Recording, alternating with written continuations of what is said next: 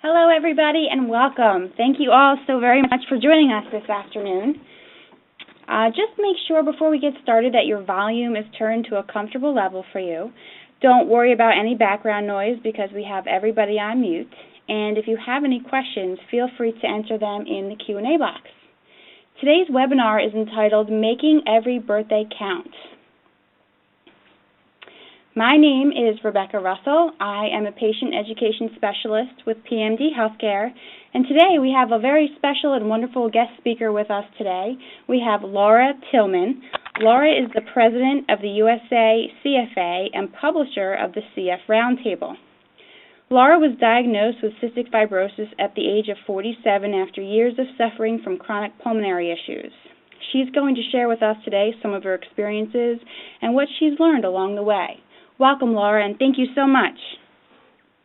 And thank you, Rebecca, for this opportunity. As Rebecca said, I'm Laura Tillman, and I'm a 64-year-old CF patient. I'm the president of USACFA, which is the United States Adult Cystic Fibrosis Association, and we publish a quarterly newsletter for CF adults called CF Roundtable. Today we're talking about living with cystic fibrosis, and there are 30,000 documented cases of CF in the U.S., and most of these diagnoses are made during early childhood because of increased screening that we have for the defective CF gene. However, it's not unusual for adults to be diagnosed as well. Although I'm 64 years old, I wasn't diagnosed until 1995 when I was 47, and as Rebecca said, I've been suffering from a lot of things, such as chronic sinus infections and a chronic cough, Pseudomonas infections, and it wasn't until somebody finally decided to look at all the symptoms together that they made the diagnosis. We're going to talk about a variety of things. One of them would be home treatments, and we have a list of things that are agitators that you can learn your body's response to them and practice avoiding them when possible. There are the environmental ones such as smoke, dust, dirt, fumes, household chemicals, mold, or mildew, and the physiological ones such as stress, tiredness, and dehydration. How to stay healthy. You need to follow the treatment plan that the doctor has given you, and you need to avoid the irritants that we talked about on the previous page. Exercise is great for anyone with CF, anything like swimming, jogging, cycling, or whatever you can tolerate, even if it's just walking for a short distance. That's always helpful. Drinking lots of fluids to help us stay hydrated, and avoiding germs from other people and in the environment. Ever since my diagnosis in 1995, I've become a germaholic, and a germaphobic, I should say, and I've found lots of places to avoid germs, and everybody kind of laughs at me because if anybody wants to know where there are germs lurking, I'm right there telling them where they are. Another way to stay healthy is to schedule a good night's sleep every night. Jen, a CF patient in 30s, has talked about the fact that she's found that as she's getting older, she needs a lot more sleep. And she can't compare herself to others of her age. She has to do what her body tells her. And that means she needs between 9 and 10 hours of sleep every night. And as she's getting older, it's tending towards the 10 hours of sleep a night. When she's extra tired or on the weekends, she also tries to get in an hour's nap as well. And she's found doing this keeps her from getting sick way less often than she had before. And ever since I've retired, I've found the same thing. Since retirement, I've been able to get a lot more sleep, and I find that if I'm starting to get sick and it's not too bad, if I can get more sleep, I can sometimes prevent myself from getting worse. Compliance is extremely important, but we know that following treatment plans can be difficult. So you need to find the best way that you can automatically incorporate those treatments into your life. Some of the suggestions are adding treatments into your everyday routine so that you're doing them at the same time of day in the same place, and even setting reminders like an alarm clock to let you know that it's time, or writing it into your planner or calendar as an appointment. Paul, who is a CF lung transplant patient, indicates that various problems will happen and you'll just have to plan for it. So in other words, be prepared.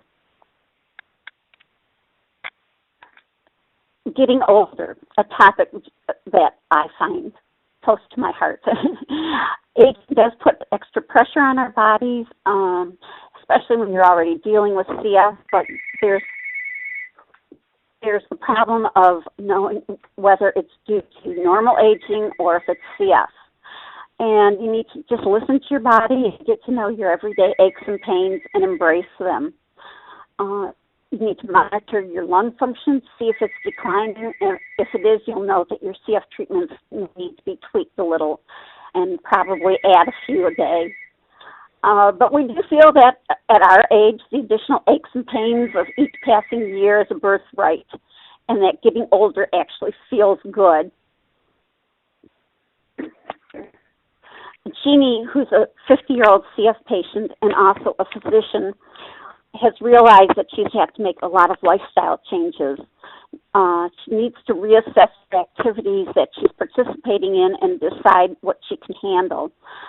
She's learned that she has to limit her activities like working and shopping and volunteering, and instead has to separate her CF care. She's found that it's a balancing act, that she can no longer have a jam-packed schedule every day, and that her breathing treatments and rest take precedence over anything else on her schedule. But when she's feeling good, she can accomplish a lot, and if she overdoes it, then she develops hemoptysis, which is a lung bleed, increased coughing, or wheezing. So she has to use common sense, which we all do when we plan our days. Darlene's father has always indicated that she needs to have a normal life. So she's always done the activities that her friends have done. And she feels that whatever comes with CF is just like brushing your teeth. It just has to be done.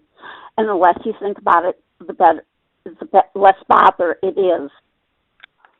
And she also has appointments with herself for doing her therapy. And she's found that watching certain TV programs at the same time and doing her therapy at the same time make it a little more regular and routine and easier for her to do. She's found other various ways of making it less cumbersome, like putting a long tubing on her set, on her nebulizer, and she can sit in different places and do her therapy. And she's also found that as she's getting older, she has to be less fussy about things. And so she now has a smaller garden, and bike riding takes precedence over gardening. And she's also found that as she's getting older with CF, she's now an equal to her peers, or they're an equal to her, because they're all starting to ache, slow down, and go to the doctor more frequently. And they're watching what they eat and trying to get healthier and looking at their mortality. And she welcomes them to her world. So growing older with CF means that you need to start living every day to its fullest and fill each day with the things you love. You should work on them when you feel well enough to do your best and know when you need to say no. I find that that's been one of my biggest problems, but I am learning to say no. It's a slow process. I'm a slow learner, I guess, and I try to jam-pack too much into my days, and I find that I'm also having more difficulties if I jam-pack my day and don't give myself more time for rest. You need to find things of interest that will take your mind off your CF, so that you're not dwelling on it all the time and not preoccupied with it. And So I found that getting involved and volunteering either in person or online has been really beneficial. It really takes your mind off of yourself, and you can think about others and the things that you need to do to help those people. Another way to get involved is to join your local CF support organization and to join online organizations where you can get lots of good tips and support from others. And Okay, sorry about that. Go ahead, Laura. I was just going to say, and I'd like to thank you for taking the time to listen to this webinar.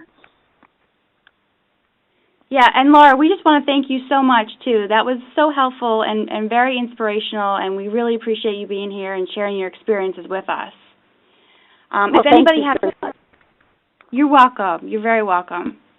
If anybody has questions, feel free to give us a call now. You can call 888-PMD-FOR-YOU. You can also submit your questions right in the Q&A box at the top of your screen. Feel free to visit us on spiropd.com. That's our website, or Facebook and Twitter as well. We hope that you enjoyed today's webinar, and we hope to see you again in the future. Thank you all so very much. Have a wonderful day. Bye-bye.